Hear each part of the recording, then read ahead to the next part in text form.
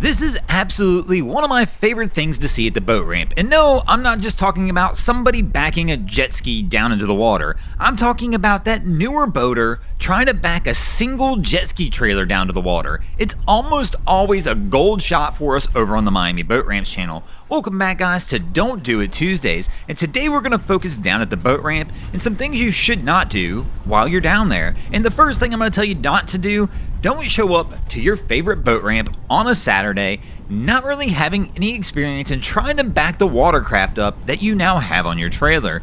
And in this case, we've got a single jet ski trailer, which apparently for some reason is one of the hardest things in the world to try and back up. Now, there are several tips and tricks I can give you to try and make this one a little bit of an easier process. And the first one I can tell you is drop the stinking tailgate. Now, there's going to be people in the comments who are going to say, no, you can't do that. You're going to wind up hitting the tailgate with the trailer.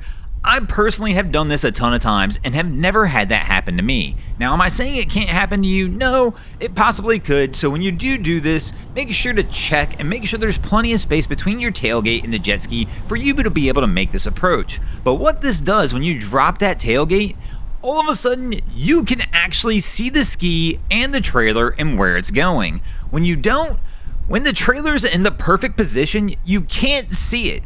So what winds up happening is you wind up doing like what we see here, what I call the Boynton wobble, or whatever boat ramp it is, and we'll just add wobble on the end, where you wind up making big S turns to try and get your jet ski trailer back down the ramp. And the reason people do this is because, again, when the jet ski trailer's in the perfect position, you're not going to see it in your side mirrors, which means people start to make those turns in hopes to be able to see their trailer and know where it is. But the problem is, once you start to see the trailer, it's almost too late. Things are starting to get out of whack, and these trailers have extremely short turning radius due to the tires being so close together. Now, for those who say you can't do this with the tailgate down, there is another way that you can help see the jet ski. And this crew right here has actually already done it, which makes this one even a little more concerning and makes me think they're probably a newer watercraft owner. But as you can see on the back of their jet ski, they have two fishing poles. So in theory now, in my man's rear view mirror, he can actually tell where the end of his ski is and tell which direction the trailer is going, which should have made his life a little bit easier, but for whatever reason, as we can see here, life has not been easy for them whatsoever. Another tip I would give somebody if you're trying to launch a single jet ski trailer, where I see lots of people mess up all the time, kind of like our guys doing right here, is not resetting.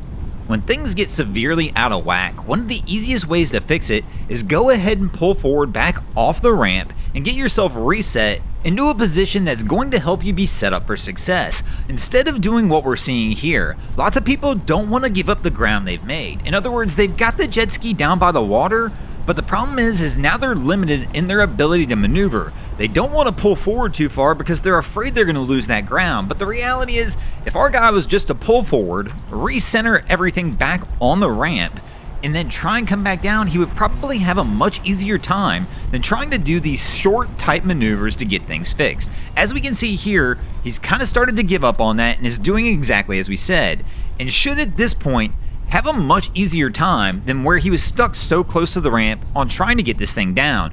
But unfortunately, he does make the wrong turn, and that would be another tip. Take things slow and easy.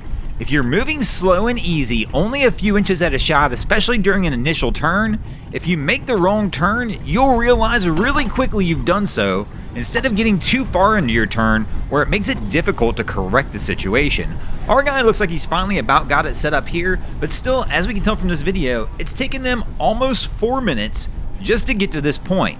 The reality is, on a jet ski, within about a minute, this thing should have been off, tied up on the dock, and these guys should have been out of here. But again, not the place to try and learn. Go to your local school on a weekend, try backing your jet ski trailer into a parking spot, and keep doing so until you can do it pretty frequently and easy with success, and you're probably going to have success at the ramp. Thanks for watching, guys. I hope you enjoyed this episode of Don't Do It Tuesdays. If you ever see anything crazy happening out on your waterways, be sure to hit us up on Facebook or Instagram and let us know, and you might see your stories over here. And if you guys haven't already, go ahead and drop an anchor on the subscribe button.